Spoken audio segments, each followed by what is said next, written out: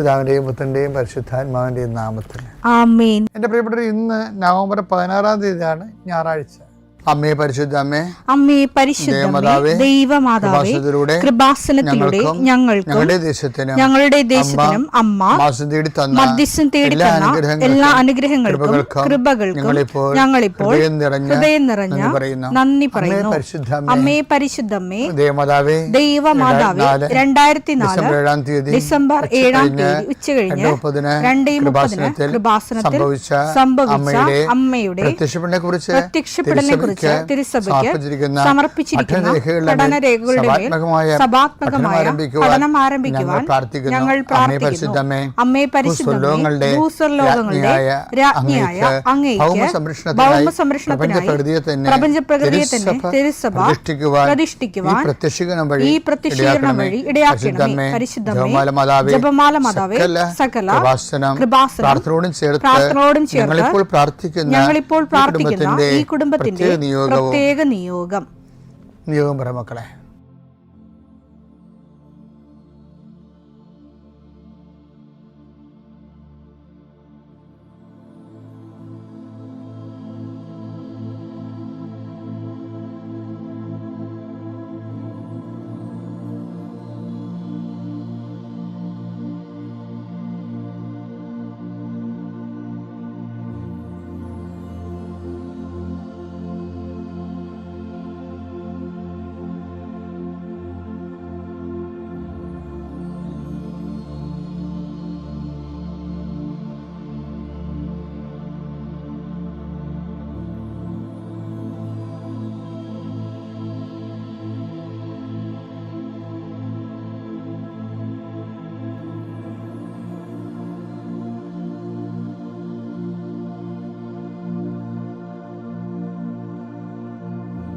അമ്മയുടെ പ്രത്യക്ഷീകരണത്തിന്റെ ഈ അനുഗ്രഹവേളയിൽ ഞങ്ങൾക്ക് സാധിച്ചു തരുവാൻ കനിയണമേ. ആമേൻ. വിശ്വാസ പ്രമാണം. സർവശക്തനായ പിതാവും ആകാശത്തിന്റെയും ഭൂമിയുടെയും സൃഷ്ടാവുമായ ദൈവത്തിൽ ഞാൻ വിശ്വസിക്കുന്നു. അവിടുത്തെ ഏകപുത്രനും ഞങ്ങളുടെ കർത്താവുമായ ഈശോമിശിഹായിലും ഞാൻ വിശ്വസിക്കുന്നു. ഈ പുത്രൻ പരിശുദ്ധാത്മാവിനാൽ ഗർഭസ്ഥനായി കന്യകാമറിയത്തിൽ നിന്ന് പിറന്ന് പൊന്തിയോസ് പീലാത്തോസിന്റെ കാലത്ത് പീഡകൾ സഹിച്ച് കുരിശിൽ തറയ്ക്കപ്പെട്ട് മരിച്ച് അടക്കപ്പെട്ട് പാതാളങ്ങളിൽ ഇറങ്ങി മരിച്ചവരുടെ ഇടയിൽ നിന്ന് 3-ാം നാൾ ഉയർത്ത് സ്വർഗത്തിലേക്ക് എഴുന്നള്ളി സർവശക്തിയുള്ള പിതാവായ ദൈവത്തിന്റെ വലതുഭാഗത്തിരിക്കുന്നു.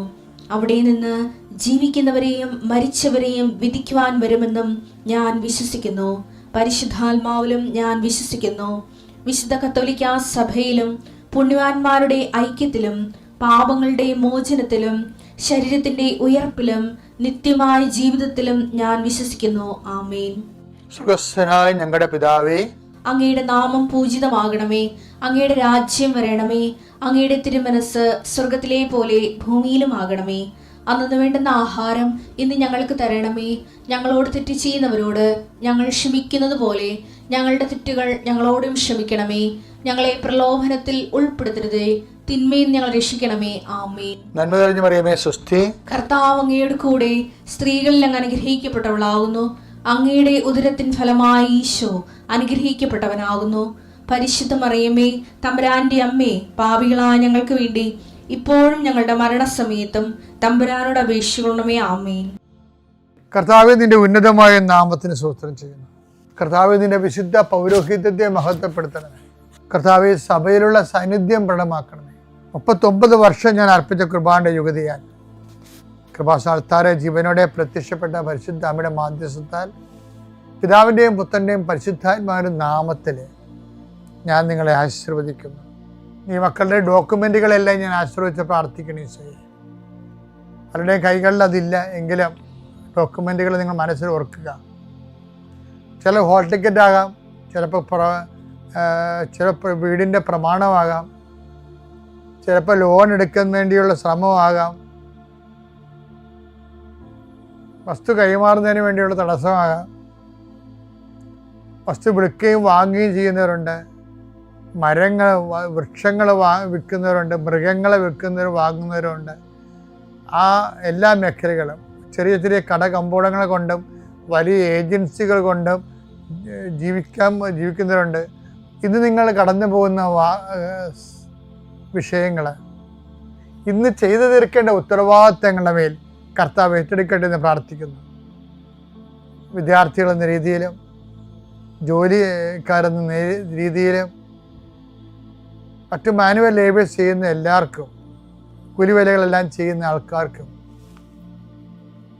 അവരുടെ മേലെല്ലാം രോഗമായിട്ടും പ്രയാസമായിട്ടും പണിപ്പാട്ടിൽ പ്രശ്നങ്ങളൊക്കെ ആയിട്ട് ജീവിക്കുന്നവരുണ്ട്. അവിടെ മനസ്സെല്ലാം മാറ്റി പ്രതിയോഗികൾ നിന്നിൽ ആശ്രയിക്കുന്നവനെ ജീവിച്ചു പോകാനുള്ള സാഹചര്യം ഉണ്ടാകാൻ ഇടയാക്കണമെന്ന് പ്രാർത്ഥിക്കുന്നു. കടമ്പകൾ കടന്നിട്ട് വേണം പല ഫയലുകളും ഒപ്പിടാനും പല വിഷയങ്ങൾക്കും തീർപ്പാക്കാനും. അങ്ങനെ കടമ്പകൾ കടന്നു പോകാൻ അശക്തമായിട്ടുള്ള എല്ലാ മേഖലകളെയും കർത്താവ് ഏറ്റെടുക്കട്ടെ. രോഗപീഠകൾ വരയുന്നവരെ അവരുടെ ശരീരത്തിന് വിവിധ ഭാഗങ്ങളിൽ കൈകൾ വെച്ചുകൊണ്ട് പ്രാർത്ഥിക്കുക. എൻ്റെ കർത്താവിൻ്റെ ഉന്നതമായ നാമത്തിൽ സഭയുടെ അധികാരത്തിൽ കുരിശടയാത്തി കൃപാസനത്താറെ ജീവനോടെ പ്രത്യക്ഷപ്പെട്ട മാതാവിൻ്റെ മധ്യസ്ഥത്തിന് രോഗപീഠകളെ ഈശ്വനാമത്തിൽ സൗഖ്യം പ്രാപിക്കട്ടെ. ഇന്ന് നമ്മൾ ധ്യാനിക്കുന്ന വിഷയം 1 യോഹന്നാൻ 2:5. എന്നാൽ അവന്റെ വചനം പാലിക്കുന്നവനിൽ സത്യമായും ദൈവസ്നേഹം പൂർണ്ണത പ്രാപിച്ചിരിക്കുന്നു. എന്തെന്നാൽ അവൻ്റെ വചനം പാലിക്കുന്നവര് ദൈവസ്നേഹം പൂർണ്ണത പ്രാപിച്ചിരിക്കുന്നു. ഉടമ്പടി എന്ന് പറഞ്ഞാൽ എന്താ? ശരിക്കും പറഞ്ഞാൽ അവൻ പറയണത് പോലെ ചെയ്യുകയാണ്. അത് തന്നെയാണ് ഈ 1 യോഹന്നാൻ 2:5 പറയണത്. എന്താ പറയണത്? അതായത് അവൻ്റെ വചനം പാലിക്കുന്നതിൽ ഒരു വ്യക്തിക്ക് എന്താ സംഭവിക്കണത്? ഉടമ്പടിയിലൂടെ ജീവിതം പുനഃക്രമീകരിച്ചു കഴിഞ്ഞ് ദൈവത്തിൻ്റെ വചനം പാലിച്ചു കഴിയുമ്പോൾ എന്ത് പറ്റും? ദൈവസ്നേഹം നമ്മളിൽ പൂർണ്ണത പ്രാപിക്കും. അപ്പോൾ ഉടമ്പടി ലക്ഷ്യം എന്താ?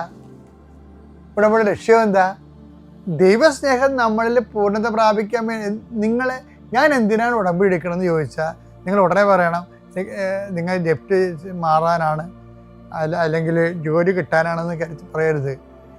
മനുഷ്യന്മാർ ചിലപ്പോൾ അങ്ങനെ ധരിച്ചോട്ടെ, പക്ഷെ നിങ്ങൾ ദൈവത്തോട് പറയണത് എന്തിനാണെന്ന് അറിയുന്നത്? എന്നിൽ അവൻ പറയണ പോലെ ചെയ്തുകൊണ്ട് യോഹന്നാൻ 2:5 അനുസരിച്ചുകൊണ്ട് ദൈവസ്നേഹം പൂർണ്ണത പ്രാപിക്കാനാണ് ഞാൻ ഉടമ്പടി എടുക്കണത്. അതാണ് എൻ്റെ സത്യം. അപ്പോൾ നിങ്ങൾ ഓരോ ദൈവ സ്നേഹത്തിൻ്റെ പ്രവർത്തികൾ ചെയ്യുമ്പോൾ ഉടനെ നിങ്ങൾ ചിന്തിക്കുന്നത് എന്താണ്? ദൈവസ്നേഹത്തിൻ്റെ പൂർണ്ണതയിലേക്ക് ഞാൻ വളർന്നുകൊണ്ടിരിക്കുകയാണ്.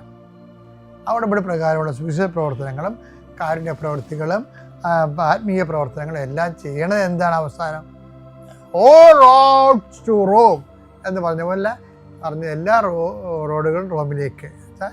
എല്ലാ ഉടമ്പടിയുടെ എല്ലാ അനുസാരികളെയും ആത്യന്തിക ലക്ഷ്യം എന്താണ്? ദൈവസ്നേഹം നമ്മളിൽ പൂർണ്ണത പ്രാപിക്കുക. ക്രൈസ്തലാണ്.